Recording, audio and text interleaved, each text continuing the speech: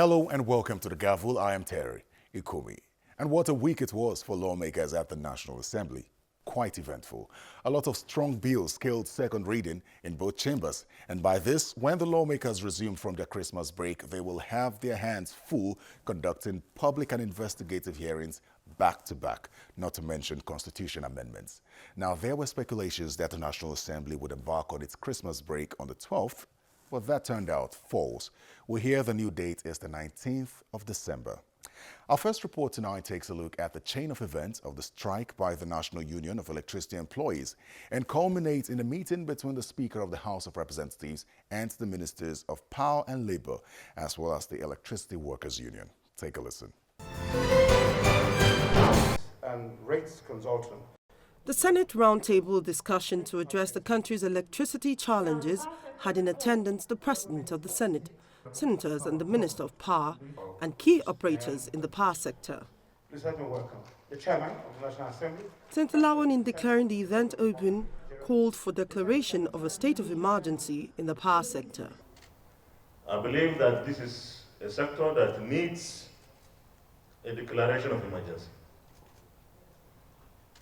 This is an opportunity for us in this roundtable to exhaustively discuss not only the challenges of the power sector in Nigeria, I think that has been established, but the solutions, the way forward. Senator Lawan faulted the power sector privatization process, which according to him hasn't yielded significant improvements. I believe that what will give us an edge is to have a competitive environment where industries or businesses must be able to produce things that will compete favorably with products produced in other countries in Africa. We are not in that position today. And we all know the consequences of that.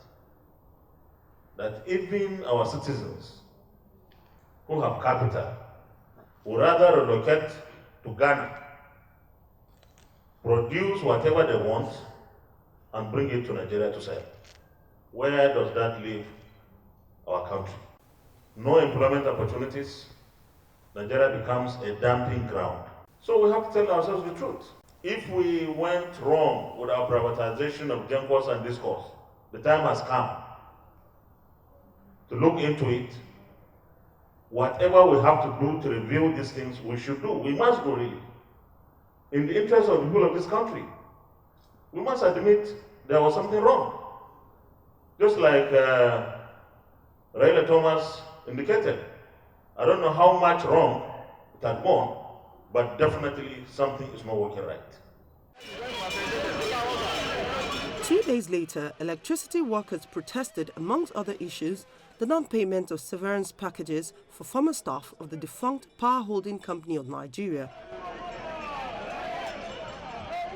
According to the protesters, there are over 2,000 of their members who were affected by the unbundling and are yet to receive their full entitlement since 2013. As I speak to you, some Gencos have refused unionization.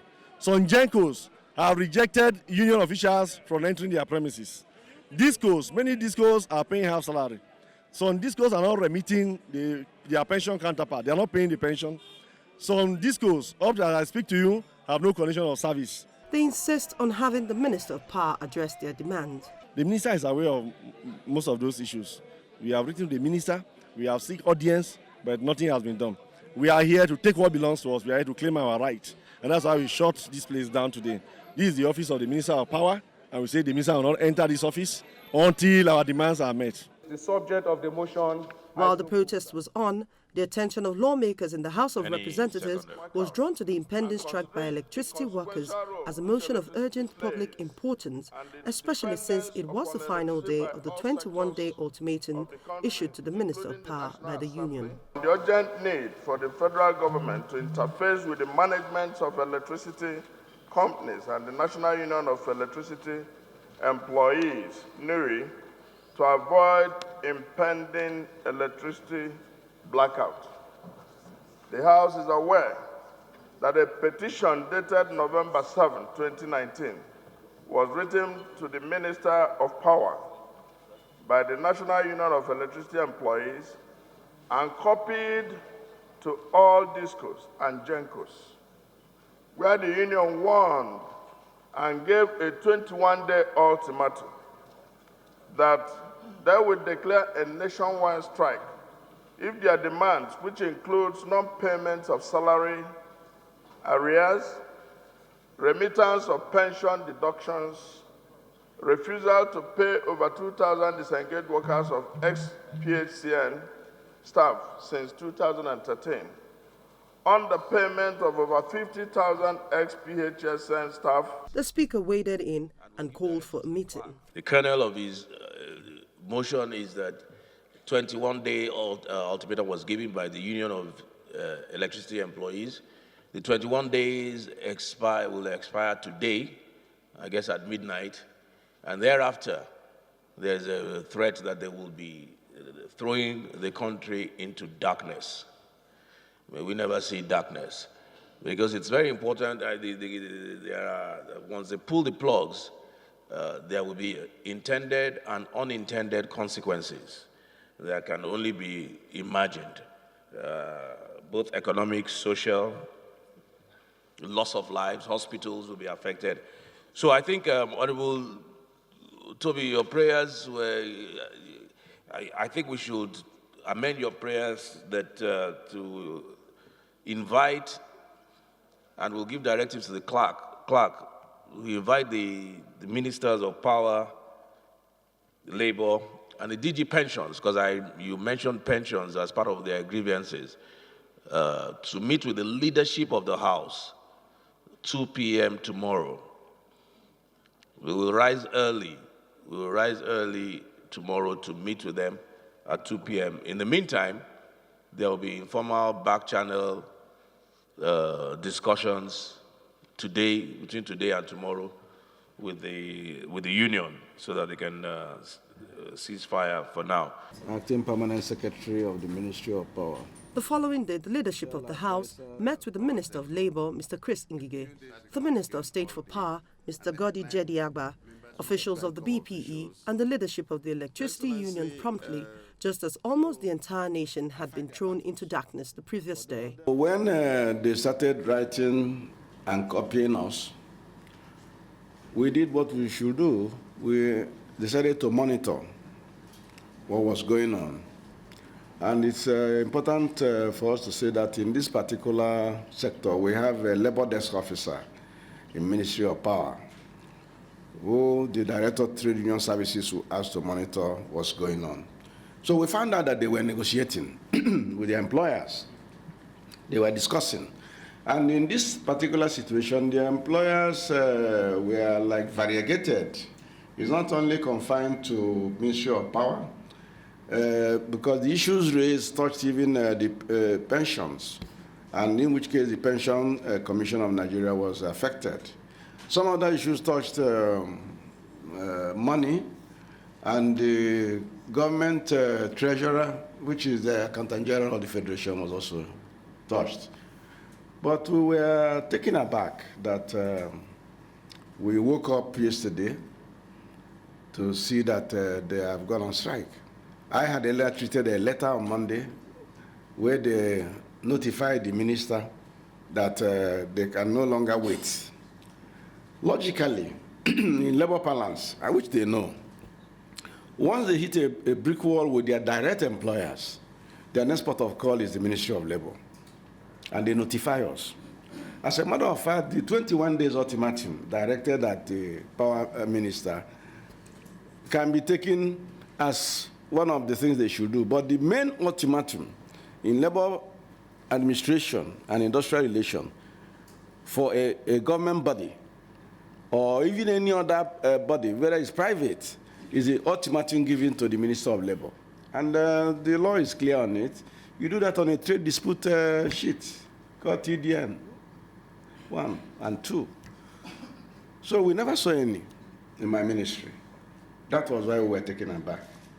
A 21-day ultimatum that was given and that lasted for more than 1 month is not abroad and can be said to be abroad. an ultimatum that the Minister of Labor was copied, DGSSS was copied, the Inspector General of Police was copied 1 month after cannot be said to be abrupt. And it's good I state all these issues. Let me go further to say that all the issues in contention have been with the Ministry of Labor for the past 6 years. There's none that is new.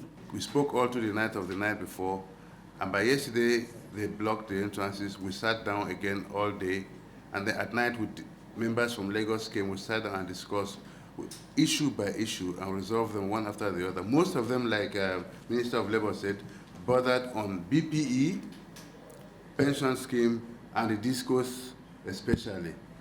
We were able to trash out all the issues one after the other from 8 p.m. to about 2 a.m.